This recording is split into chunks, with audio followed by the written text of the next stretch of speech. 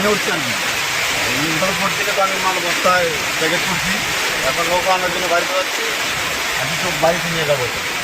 হাতের উপরে পানি, এখন তো রাত ভরা আজকে মালটা মিশাইলাম, এখন নেওয়ার জন্য প্রস্তুত হচ্ছে আর কি। বাড়িতে যাচ্ছি নৌকা আনার জন্য। চাপাইতি বাজারে আছি, অতিরিক্ত বৃষ্টির পানিতে বাজার ডুবে গেছে, অনেক কষ্ট। ঠিক আছে, মালটা গুছায়া মানুষের যাতে দুর্যোগ থেকে মুক্ত পাওয়া যায়, এই কারণে অনেক কষ্ট করে এনে ঠিকই আছি। আর এই বাজারে ক্ষতিগ্রস্ত এই যে বন্যার মধ্যে মাছ সাবানা লইয়া হচ্ছি, দানা ধুলি ভরিয়া ভিজাইয়া এবারে ঠিক আছে, কোনো অসুবিধা নেই। নতুন বাড়িটা, নতুন একটা বাড়িটা যে হচ্ছি না, এটা চলে এসছে, এরা সায়েন্স মানতে বই দিচ্ছে। ছড়াইতেছে, গরু বাছু ছড়াইতেছে, অন্যকে আমরা তো কোনো অবস্থা নেই, এক আল্লাহ ছাড়া কেউ করতে পারে না। পানি বন্দি অবস্থা আছে। এখন অনেকের ইট দিয়া এবং চকির উপরে, অনেকে বাসন ইটের চকির উপরে, অনেকের বাসন আছে চকির নিচে ইট দিয়া চকি উচ্চ করিয়া আমরা এখন পর্যন্ত আছি। আর যদি আধা বা এক হাত পানি হয়, তা আমরা আশ্রয় বলতে যাইতে হবে।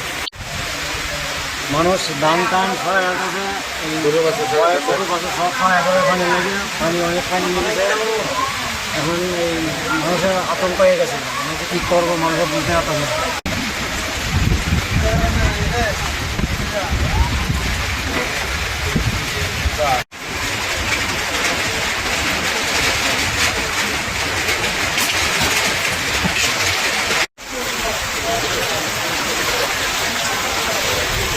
চিরামুড়ি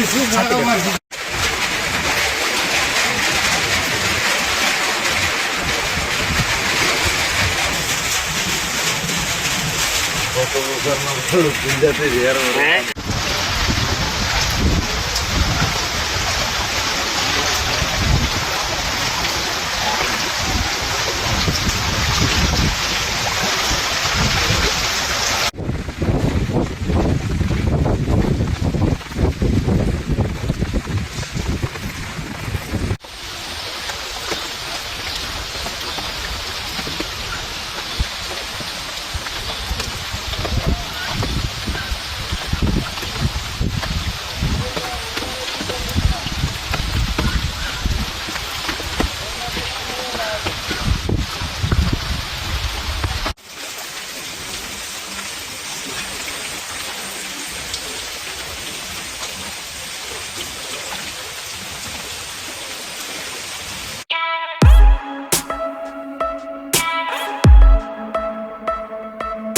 Bye.